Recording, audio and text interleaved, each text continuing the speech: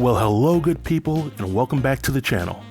In just a few minutes, you'll get to hear my thoughts and feelings on episode 10 of Naked and Afraid of Love. Now, this is supposedly the final episode of the season, but I was definitely not too thrilled on how the episode ended. Why was I not too thrilled about it? Stay tuned to find out. The episode opens up with the remaining participants together and seemingly pretty excited about making it this far in the show. This episode essentially marks the last day on the island, and the group receives instructions on how to proceed going forward. The remaining couples are each given their own map, to which each couple has to travel to their own designated extraction point. Now this is significant because we as the viewing audience finally get to see the survival skills of the participants as they navigate through the harsh elements on the way back to civilization. We then see Britt and Michael gathering their supplies for the trip, but along their journey, they continue to voice concerns they have for one another when it comes to having a relationship in the outside world. They eventually hike to their respective area and they butt heads on what should be priority. Michael feels that gathering firewood to make a fire should be the priority, while Britt feels that gathering coconuts to get water should be the priority. The way Britt is acting towards Michael is frustrating to him, and I for one agree with Michael. While Britt does look good in the nude, I would be damned if I would be subjected to her nagging and side comments for the duration of the show. But I digress. So they go their separate ways and they gather what they feel needs to be gathered to make it through the night. Michael gathers his wood and Britt gathers several coconuts. When they meet back up, the mood in their camp temporarily lightens up, but later on Britt tells Michael that she feels he's picky and it intimidates her. We then go to Crystal and Candice.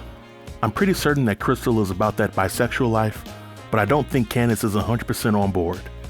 During their hike to the extraction point, the issue of communication comes up. Crystal pretends that she's fine when in reality she's really not, and Candice sees this. But whenever she confronts Crystal about it, Crystal assures her that she's fine. Word of advice to Candice. As a man, this is an issue that most of us men deal with when it comes to communicating with women. Your best bet is just to go with the flow, try to read her mind, because if you don't, she will accuse you of being unsympathetic as well as other things. I wish I could tell you more about Candice and Crystal, but that is essentially their storyline until their extraction time. We then go to Jay and Cassie.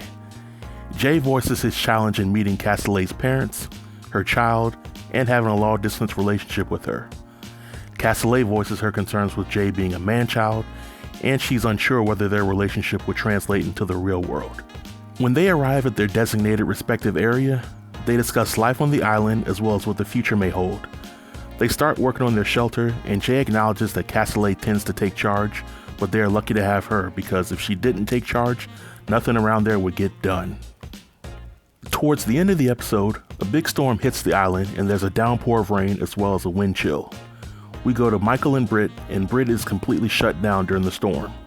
Michael thinks on the fly and he puts some worn sand around Britt to keep her warm. Candice and Crystal cuddle with each other to keep each other warm during the storm, and Cassie and Jay also make the most of their situation. The storm is over and it's finally time for extraction.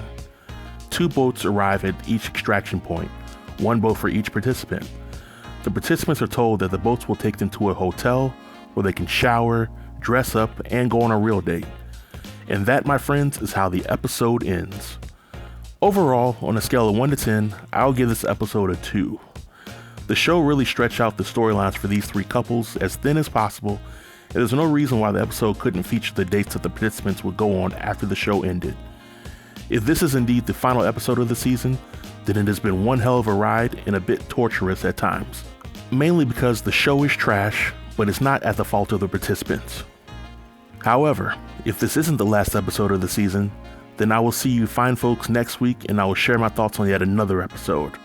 Furthermore, when the season of Naked and Afraid of Love is truly over, I'll be posting a video that fully explains why I dislike the season of the show, and it will also give my pitch for season 2 of Naked and Afraid of Love.